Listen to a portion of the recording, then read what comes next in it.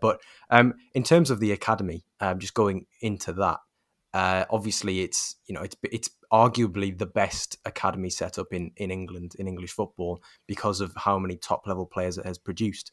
The EFL is littered with Chelsea academy graduates, and that's even before we get to sort of the players that are in Chelsea's first team. There was that.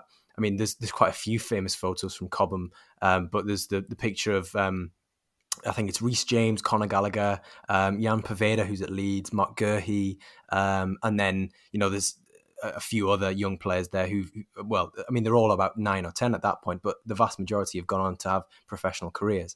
Is there something in the water? I mean, what is it? What is it at Cobham that makes these players into professionals? Is it the coaching setup? Is it is there a philosophy, a mentality that is just instilled, or is it something to do sort of before that, and there's just a really, really solid sort of scouting pathway? Well, I think it's a bit of both, really. I think, yeah, first and foremost, the scouts are excellent, the coaches are excellent, and you don't really have to be an expert to say that, because it's quite evident in the players that have been produced from the academy. You can say that, first of all, to pick up players like Callum Hudson-Odoi, Mason Mount at such a young age, obviously the scouts are excellent, and then to the coaches, there are so many coaches who have come through the Chelsea Academy who in their own right are very good coaches and are applying their trade somewhere else in the world right now, and are doing well as well. If I want to talk about what's different about Cobham, I think this is done at most academies, but Chelsea do put a specific kind of clear focus on playing players in different multiple positions as they go up through the age groups. It's quite well known that players like Reece James and Fikayo Tomori, they used to be strikers when they were younger. Tammy Abraham, he used to be a defender. He said that in an interview a few months ago. I think a few people were surprised, but it didn't surprise me, because another one, Conor Gallagher, he was actually a wide player until about under 15 level. But within that, they wouldn't have only played those positions. They wouldn't have just played as a striker. Gallagher wouldn't have just played as a winger. Abraham wouldn't have just played as a centre back. There's lots of moving players around, within the season, within, even games in a week or games in a month.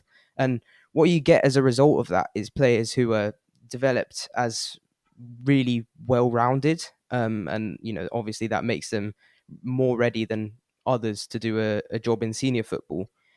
And I think the other thing to say is that the Chelsea Academy is actually quite famed for having a bit of a winning mentality. And I think the head of academy, Neil Barth, and his assistant, Jim Fraser, they really pride themselves on that.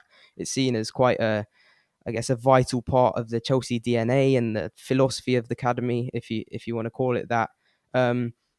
Obviously there's a large onus on playing out from the back and playing good football, right throughout the age groups. But I think Chelsea are quite clear on it that it's absolutely not a necessity. If a more direct style of football is needed or required in order to win a certain game, then there won't be any hesitation to go to that. There's no sort of sticking to principles type thing that you might see an academy like, I don't know, Barcelona, or in England, Man City.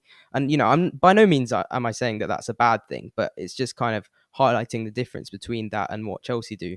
And, they've got loads of trophies to show for it. They've won the FA Youth Cup 9 times in total, 5 consecutive titles between 2014 and 2018. So yeah, there's a very clear winning mentality, which I think they pride themselves on that.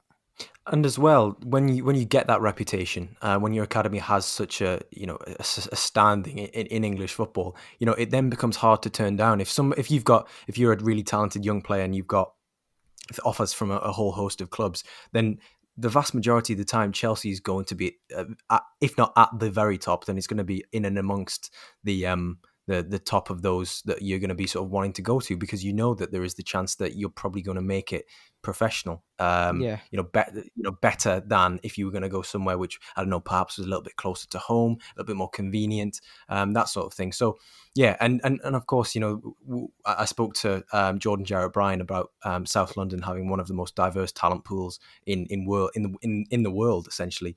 So having that on your doorstep to go and scout from is obviously going to be a massive advantage.